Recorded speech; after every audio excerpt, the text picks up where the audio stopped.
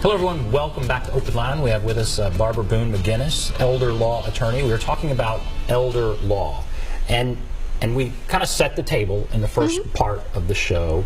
And I want to kind of focus now on, you have a new podcast. We do. Right? At Takacs-McGinnis, you all have a podcast. You're always right out there communicating, doing all this stuff, which is great. It's called Aging Starts Now. Okay. Aging Starts Now. And one of the things you talked about on this podcast is estate planning for blended families. Is that right? Yes. Tim and I were recording today, and so it was just the two of us sitting and chatting about this particular issue, because it's just fraught with trouble, potential trouble anyway, right? We know that about 50% of families or people that could potentially come to us, they're blended families, second or third marriages. And you know, my joke is everybody doesn't blend well, right? So some families just don't blend, and those unique problems, and all you have to do is add a money worry or a money problem to that mix to make it even worse. So as this second, third marriage couple starts advancing in age and somebody becomes sick, it's like, how are we going to pay for it? Whose money are we going to use first? Right? Because they come to the marriage with their own assets. You hope everybody's coming to the marriage with their own assets. And at that, the pre-marriage, prenuptials, that's a good time to start to think about, maybe we really should have a prenuptial agreement. And what a prenuptial is when the two people that are contemplating marriage disclose assets, disclose liabilities, and you're not doing this in a hurry, like days before a wedding. You do this well in advance, so you have time to consider it with a cool head.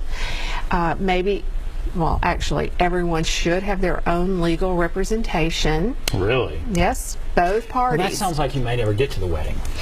Well, it's just because marriage not only is romantic and spiritual, but it's also a business agreement, because it's basically a contract that says we're in this for the long haul, and we're going to take care of each other.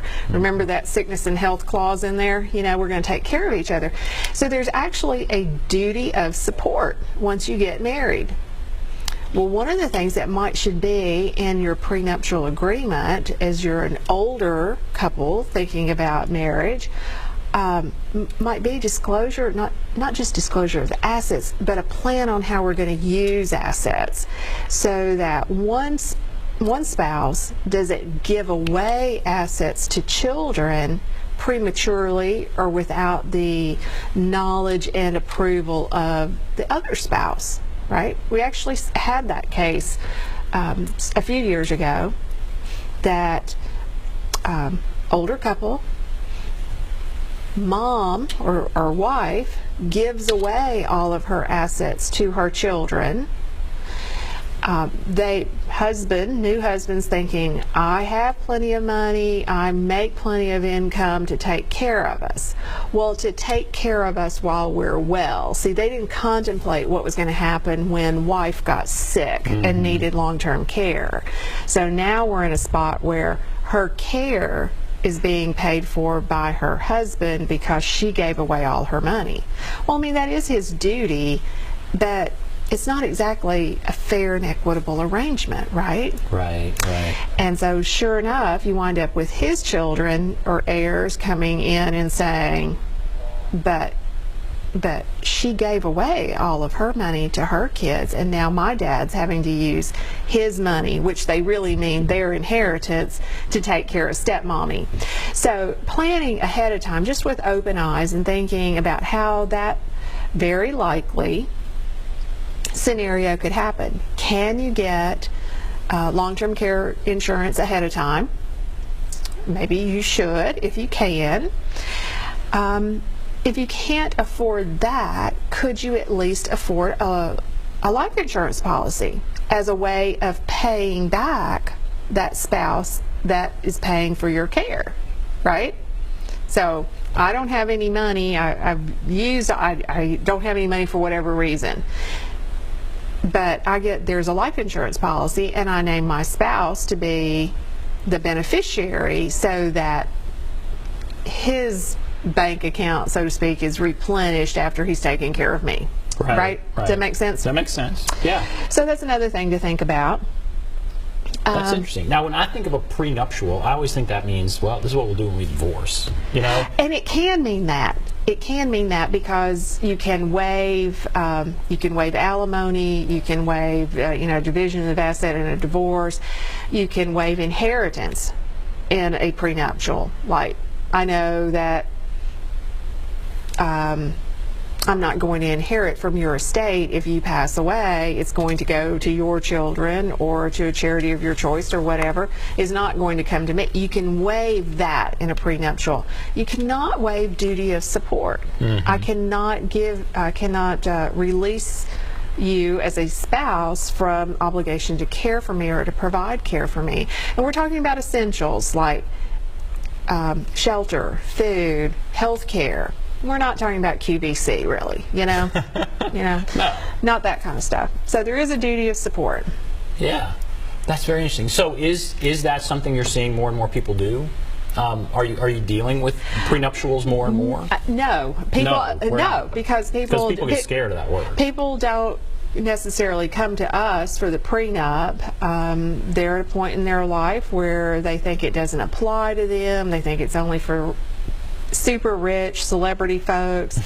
They're doing it for whatever romantic or spiritual reasons, and they're not thinking about those kind of things.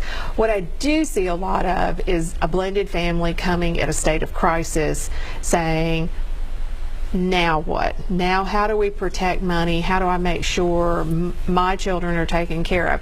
See, here's another flaw in all of that is we leave everything to each other and assume the survivor is going to take care of all the children in a fair manner, in an equitable manner. And it really does not seem to take long for surviving spouses to forget all about those stepchildren. Yeah. And that's what needs to be, it's just that hard line look that you need to take to say, I need to do something to make sure my children are protected after my spouse is taken care of. And a lot of times a trust is a way to do that, or in the first will, if you're going to use a will as your testamentary instrument instead of a trust, perhaps there is a division of assets between the spouse and your children from a prior marriage at that point in time. Very interesting. See, that's fascinating stuff. I know. That's power of attorney. Yeah. Is that what you just? No, you mentioned a trust. What did you just mention? Trust. Trust. So talk about a trust. What is a trust? Then we'll get to power of attorney. Okay. A trust is a way of holding equitable title to an asset. It can be real estate. It can be just money in a bank, an investment account. It's a way of holding title to an asset. It's not really a place. And different trusts can be drafted to achieve different goals. If your goal is asset protection, you're probably going to use an irrevocable trust that reduces the grantor or the owner of the asset their dominion and control over the now gifted to in trust asset. Trustee manages those assets, again, real estate, money, investments, those kind of things. It manage those assets to a fiduciary standard, meaning they are responsible to make sure the beneficiaries of the trust are protected.